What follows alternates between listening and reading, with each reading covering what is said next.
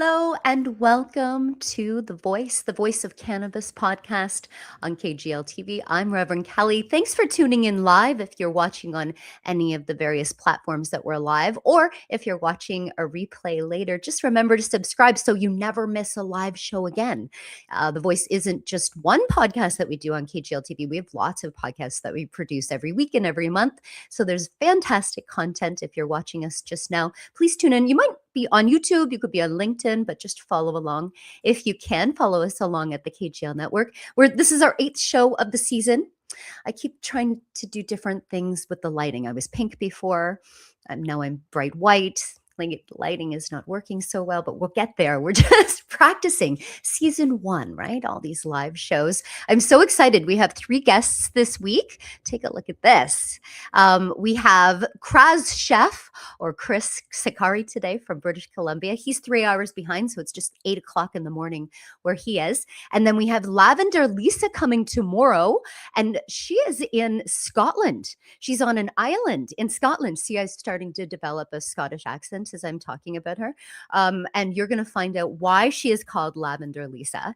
And then we have Paulette Gatto from Polly Cooks, who's coming on Friday. She was supposed to be here last Friday, but we had gremlins in the computer. I don't know if anybody was experiencing that. I couldn't use Meta. I couldn't use StreamYard. We were supposed to do a live show last Friday, and it just didn't work. So she's going to be on this Friday, provided there are no gremlins that come. So we have Krazz Chef coming up just today. He's going to talk about how he is pioneering cannabis culinary, or culinary cannabis, out in British Columbia. He's one of the chefs that participated in So You Think You Can Cook with Cannabis Vancouver, which we just did in October of last year and January of this year. It was amazing. So we're going to talk about that, and we're going to talk about all the things that he's doing. And then we have one cannabis news story. It's out of New York. We're going to share that, and we're going to talk about weather, all these amazing things. But before we do that, I have announcements. I'm looking for prizes. I'm looking for vendors, and I want you to buy tickets.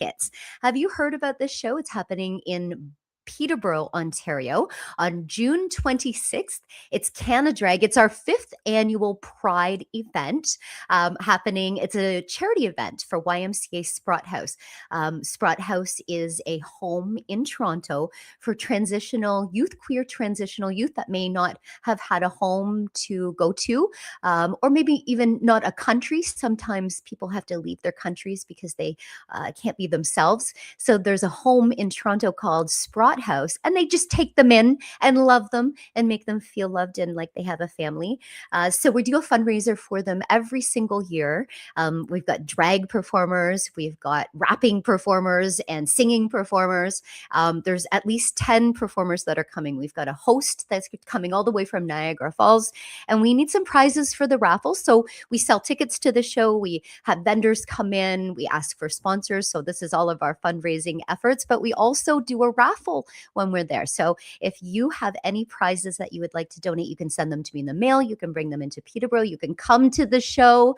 And so if you need more information on that, it's kglnetwork.org. You can find out all about that. And you will also find out that I'm having a sale for my cannabis spirituality program. So we do this every few months. We do the program. It has 8 participants at the most. It's online, it's virtual. We've had students come in from New Zealand, from Scotland, from America, from Canada, and we only have 4 spots left out of the 8. And I'm doing a sale right now because it's the anniversary of our cannabis spirituality movement this weekend on June 21st. That was 6 years ago that I became an ordained minister, and I have created this movement of cannabis spirituality. I teach the course. You can become certified in that. So it's $44 off right now. I just really want it to be accessible so we can share this movement with so many people around the world. So if you feel called to that, to look into that, just reach out. That's kglnetwork.org. And there's a lot more information on there. I'm starting to do cannabis weddings. I'm hoping that I will be able to do cannabis weddings in British Columbia sometime, and that our co-host for today will maybe be my chef for these weddings. I'm going to ask him. Let's see what he says. We'll find out right after this. Educanation, a Canadian non-profit organization devoted to improving the quality of cannabis education and care across our nation and around the world. Educanation believes in continued education and support through the 3-tiered membership: cannabis education and outreach services, patient education and support through their holistic clinic model. Educanation, providing the highest standard of professional and responsible cannabis education. www.educanation.info. Never mention independence or addiction. Started with pain after surgery and stress. Ended with the chasing pills just to feel less. Once became years, became sky. Life became needles. Stolen car. Every promise broken, every bridge burned down. Everybody cheering when you're up. Nobody you around when you drown. Late night panic attacks. Cold sweats. Heart racing, both asking God if life was worth saving. Do you love that? Do you love that? I love it every time I hear it. Of course, The Voice is a Cannavenger podcast. The Cannavengers out of Australia. Follow along on Instagram. I think that we're on YouTube. It's created by Jackson Lawson, and he just made that video. It's really amazing because it's like fighting the opioid crisis and using the Cannavengers to fight down the opioid crisis, and that's really what it's about. And I love the voice of cannabis. It's sort of based on me. I know that it's just a little based on me. We're doing a show for it anyway. And superheroes. I love what our first guest, our only guest, our guest for today does is that he's created this sort of like lion character, which is like a lion chef superhero. I love it. It's amazing. Let's find out all about that with Krazz chef Chris Sikari. Hi, Chris. Hi. Hi, welcome to the show. Of course. Sounds great to be on. Yeah, thanks for joining us today. What's going on with that lion? I love that lion. I see him popping up on your social media all the time. Where'd he come from? Well, honestly, it came from an idea of like being courageous and outspoken and being the spirit of the Lion of Judah, right? Oh, And coming I love forth and bringing that forward. So I kind of designed the character around that, but in a way where it can help educate people with cannabis and all that stuff. And you do that. You do that. We just finished our Ontario competition just a few weeks ago. And when I was talking to the competitors, we had 6, like we did in Vancouver when you were part of the show. When I was talking to them about that, I said, go check out Krazz Chef's profile on Instagram if you're having any questions when it comes to infusions, when it comes to dosing. Like he's really got that science down pat, and you do. And congratulations to you for that, Chris, because when I see the language that you're using, what you're coming out with, the images, I'm not seeing anyone else doing that really and truly. You want to teach. You can see that. You love what you're doing. You're inspired. And the way that you cook, the food that you have provided the competition with was incredible. We'll talk about that in a second. But what I want to really talk about is where does that come from?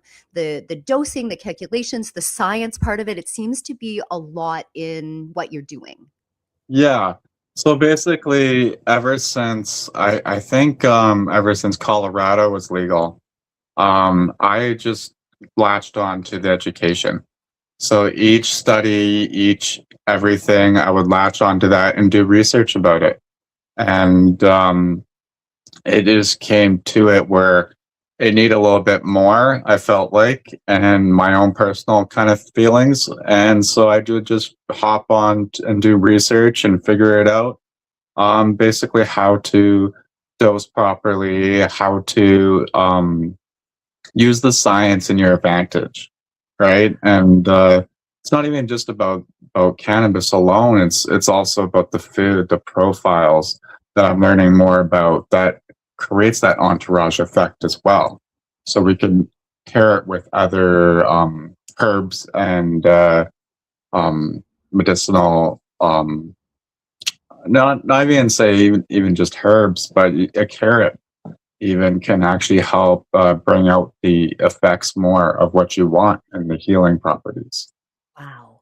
I am getting goosebumps hearing you say this because that is the language we need to be saying. When you are providing this service, this culinary cannabis service, we need to be showing people that you can be elevated with food enhancing it, herbs enhancing it, terpenes enhancing it. We don't need to be intoxicated. And when Mhm. you're a chef that can understand, like you're getting that medicine from different foods, we're not even talking about cannabis right now, but we're talking about like the carrot, let's say, and you're getting an effect from something like a barley or a hops or a bitter, right? But nothing to do with cannabis yet. But then you're able to layer that part in. You're giving someone an experience with food they will get nowhere else. Speak to that a little bit.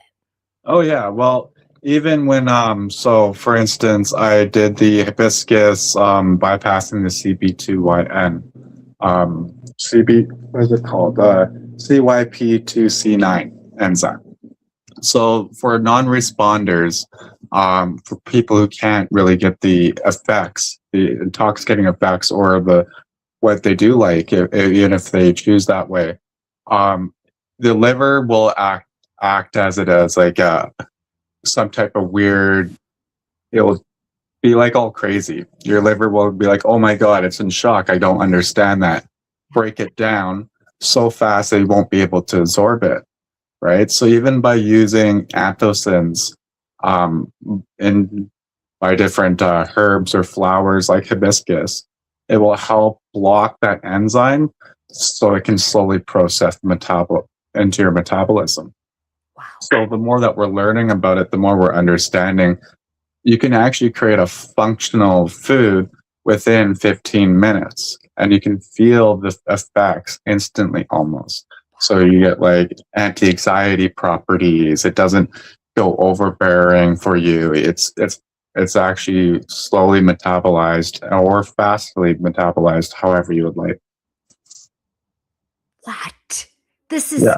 this is blowing my mind right now, Chris. It's magic. It sounds like magic how you can just put all of these pieces together to make us feel better, to make our and think about like before this was studied, before the conversation, we were forced to eat like processed foods or foods that we didn't know about that were like, especially in this climate. There's other parts of the world that don't eat that kind of Mhm. stuff and they're much, much healthier. There are parts of the world that still use hemp, like in Japan, you can get a shaker full of hemp in fast food restaurants, the way that you get salt and pepper. They're much Mhm. healthier over there, right? Like those, it's just what's happening in this Western world, in this North American society. So we've had this like forced chemicals on us and so you're able to understand that, no, I'm just going to go get some hibiscus and fix whatever's going on inside you that won't let you feel these effects. That's incredible. And I've heard about Mhm. that people, maybe they have damage to their liver, or maybe they have been using chemical like pills or drugs or something that have blocked receptors.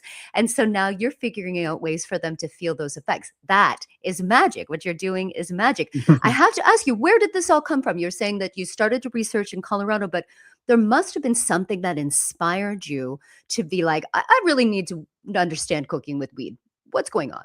Yeah, well, it actually honestly, because I part of me is like I apprenticed under Brad Horan, who is Captain Culinary Canada, and he knew the science of the food, the molecular type of stuff too.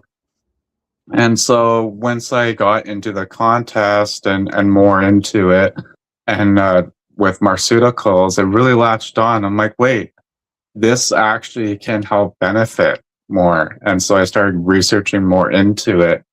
But it's always been part of a thing that I've always just tried to create more education for myself, right? And then it just kind of hit basically. There's like, oh wait, well, if you're thinking about the ancient traditions of how our ancestors used to use cannabis, and if they actually paired it with different herbs and antioxidants. So I'm thinking, this isn't a new thing. There's a reason why that they're doing that, right? So Right. so it's even to do with you go to a health food store and there's oil of oregano, Yes. and that stuff works, right? So Yes. it's all like trying to go back to our natural pathways, right? And our cannabinoid systems, which a Absolutely. lot of Western medication is directed on their opioid system. Right.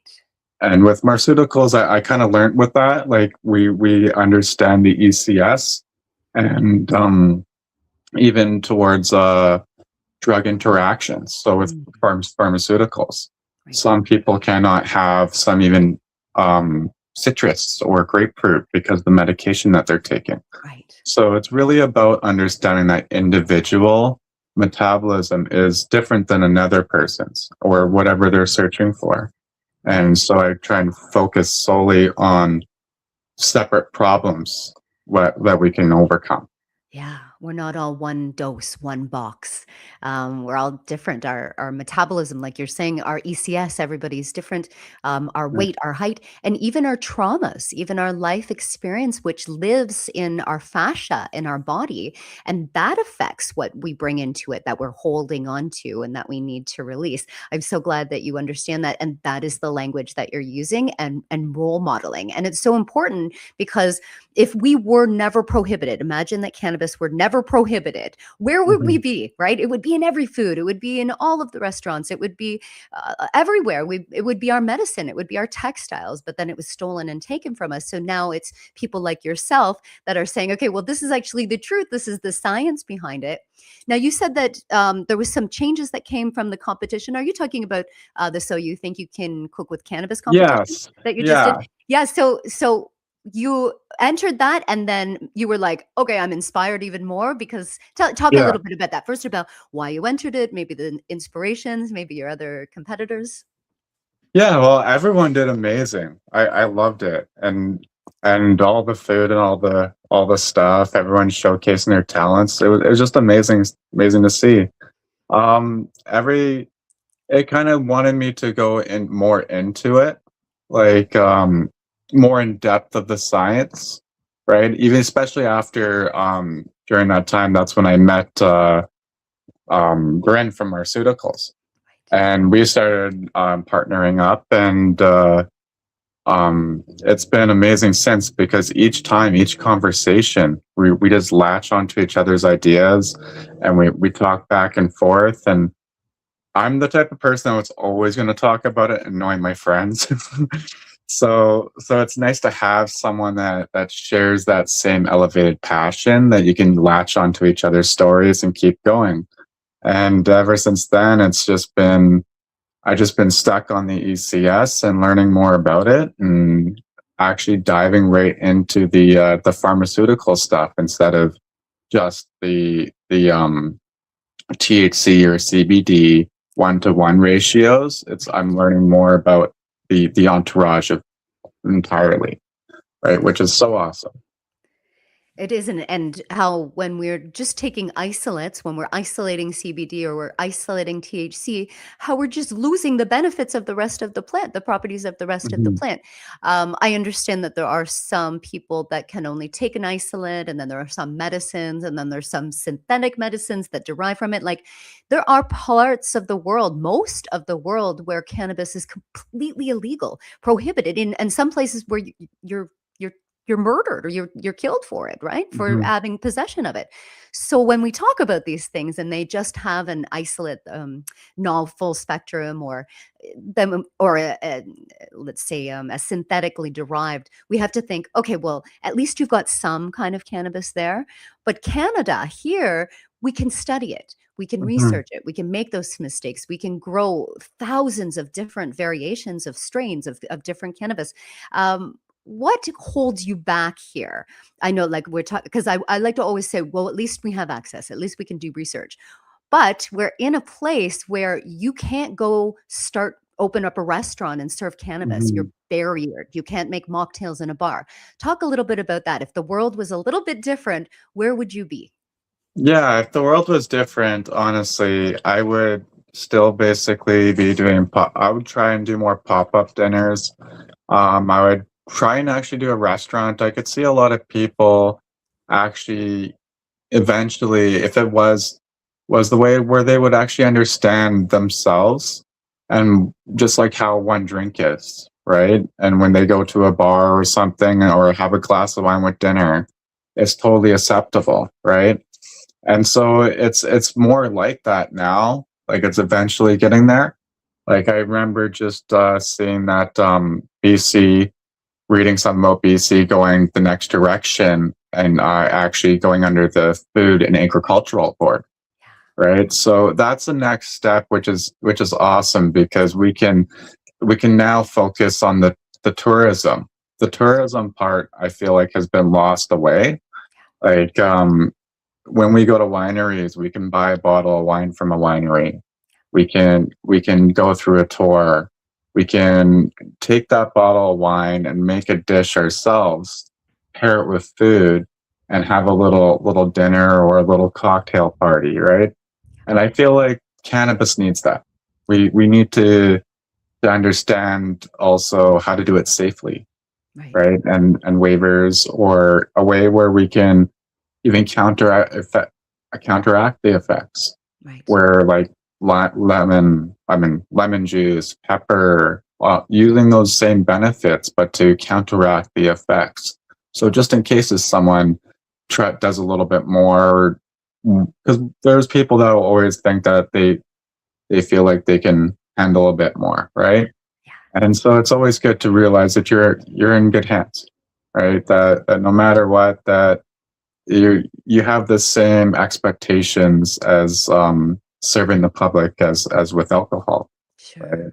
Sure. And even more so, and not because it's more harmful, but because it's new and there's Yeah. not as much education. We know what the effects of alcohol. We understand that. We understand that because it's been here for so long. But with cannabis, like you're saying, that larger dose can affect someone, and that might even turn them off.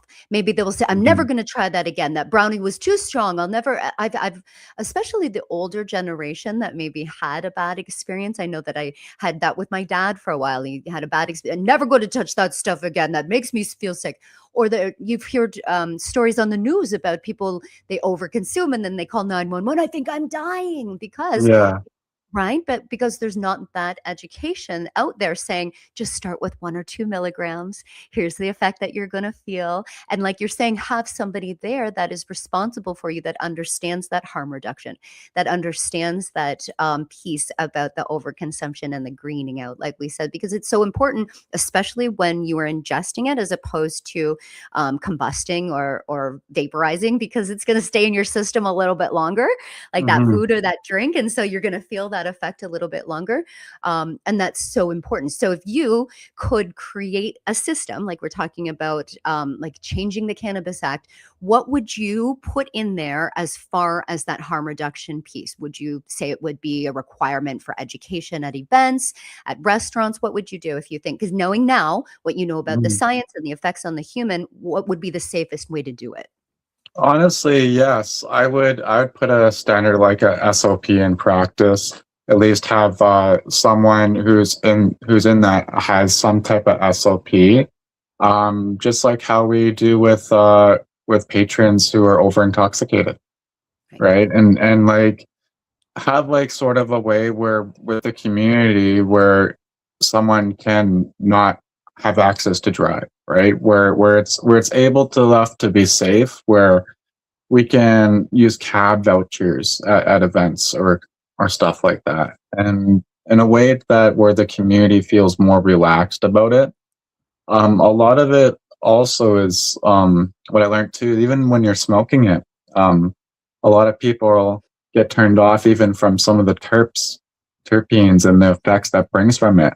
And so maybe that one terpene is not for you, right? So it's all about understanding and knowledge. And so what I would do is have a set program to understand that knowledge, right? At least be able to, like, selling it right's awesome, but there's a lot of stuff that we lack from medical, right?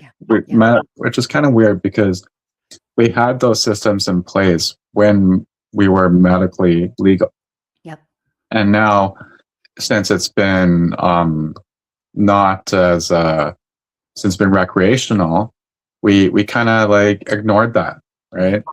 And so I would love to like see a merge of the two, right? Where it's the medical side and then the recreational side, right? Because there is a big difference, especially when it comes to cannabis substitution program and going against the opioid crisis. It really helps affect people with cannabis off opiates. Yes. And it's a way that we can, like, even for instance, a high dosage brownie, even if it's 250, like they had it back in the medical stores, Yep. could actually benefit someone off than that hard opiate substance. Right. Right? Right. Or Or the could, methadone. It's better yeah, for them than even that methadone. Right. yeah.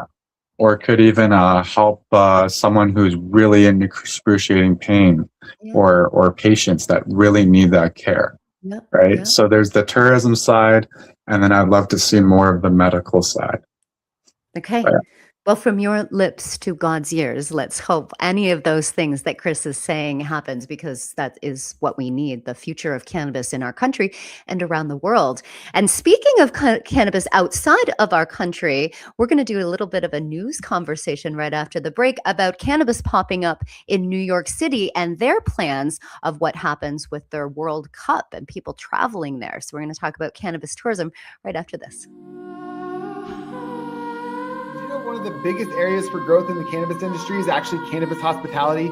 And did you know you could start your own business for under $5,000? Allow me to take you through my mentorship program to receive your cannabis hospitality stewardship certificate, where we're going to allow you to understand this plant in a way in which you can actually shepherd the plant to people. And not only a way to start a new career, but a way to actually enrich people's lives so they can use the benefits of cannabis to enhance their lifestyle. Please join me on this revolutionary journey.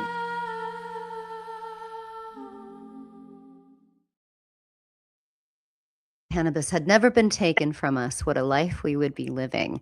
So this FIFA, am I saying it right? This soccer cup, first of all, do you watch the soccer, Chris? Do you know about the soccer a little bit? Sometimes I actually used to live with someone who actually used to play for the World Cup.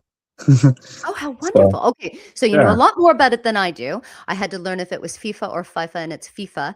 And when they were actually proposing it to come to Canada, there was a conversation of, would cannabis beverages be allowed at this stadium the way you can buy your alcoholic beverages? They said no, it's still no permits for this, even though this World Cup is coming. And so, and that was happening even in New York City. So the New York Post put out this article about the World Cup fans receiving tips on how to land safe and legal cannabis. I thought this was so interesting. They were given an entire educational program on behalf of New York, because I guess this soccer competitions are coming to New Jersey. And you can find this article on the New York Post. It says the world's largest sporting event will hold 8 local soccer matches from June 11th to July 19th at the MetLife Stadium in New Jersey. Throngs of watch parties planned too. There's more than 200 licensed cannabis dispensaries around New York City. This epic sports event is a big opportunity for the growing marijuana market to score, they're saying. And so it goes on to talk about how this is the first time in the world that there's ever been something like this, the opportunity or the availability for cannabis to go alongside something as big as this World Cup. Okay, so my question to you, Chris, is if things were okay and there was no prohibition, would you do soccer themed food? Would you do a pop-up? What would it look like? What would you feed us? Go. Honestly, yeah, I would do a little plate on how it would be little pop up or something, how it would be soccer themed, right? And do a whole soccer themed meal, right? And direct it to like the World Cup teams, do different type of colors and all that stuff. And I love my colors, so I pickle stuff and make it all vibrant, and so you can match the teams that way and just get creative that way, right? So there's a lot of, I could see themed dinners, right? Yeah. That'd be really cool. Do they come every like 8 years or 4 years? Maybe by the time they come back sometime, we'll have the SOPs, the permits Yeah. happening, and then you can be able to do this. So, but because what you're doing really is advancing that message of culinary cannabis. Congratulations to you, Chris, Well, for thank that. you. congratulations to you for the competition. I mean, it was so close. The judges had a very difficult time. So you did very well, and you really brought your A game. I learned a lot, and you made our competition look good. So thank you for that. I appreciate you. So Chris, where can people find you? Where can they learn from you? I know that you have these events where people can learn and you're popping up places. Tell us a little bit about that before we go.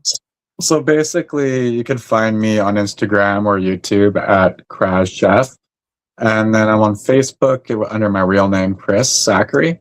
But I'm also just joined with the BBD app, BBD Bop. So what that is basically the community in the Okanagan got an app basically for all people who are like small business owners or independent people, independent people just even looking for an extra side gig.